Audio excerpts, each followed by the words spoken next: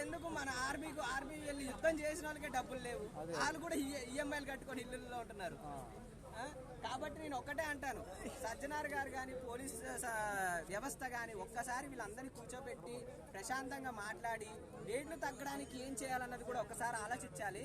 Fans ఒక్కరే కాదండి, కుటుంబంలో అందరూ వెళ్తారు ఈ రోజున సినిమాకి, అలా పుట్టింది ఈరోజు. అలాగే ఏంటి ఇంకో ప్రాబ్లం ఏంటంటే సింగిల్ స్క్రీన్లు ఏమయ్యాయి, ఎక్కడ సింగిల్ స్క్రీన్లు లేవు. హైదరాబాద్ మొత్తంలో ఎక్కడో 2, 3, 4 ఉంటాయి తప్ప సింగిల్ స్క్రీన్లు మొత్తం ఆక్రమించేశారు మల్టీ స్క్రీన్లు. ఎందుకు? సినిమాలకి జనాలకి సినిమాల మీద ఎంత మైండ్ సెట్ ఉంది, అది కూడా తెలుగు రాష్ట్రాల్లోనే ఉంది.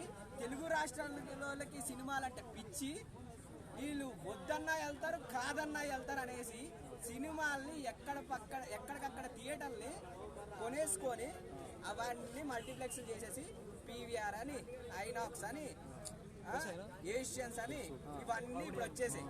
ఎంత పడితే అంత రేట్లు, నచ్చినంత రేట్లు. మెయింటెనెన్స్లు పెంచుతున్నాం, అందుకే టికెట్ రేట్లు కూడా పెంచుతున్నాం అని మళ్ళీ దానికి ఒక సాగు.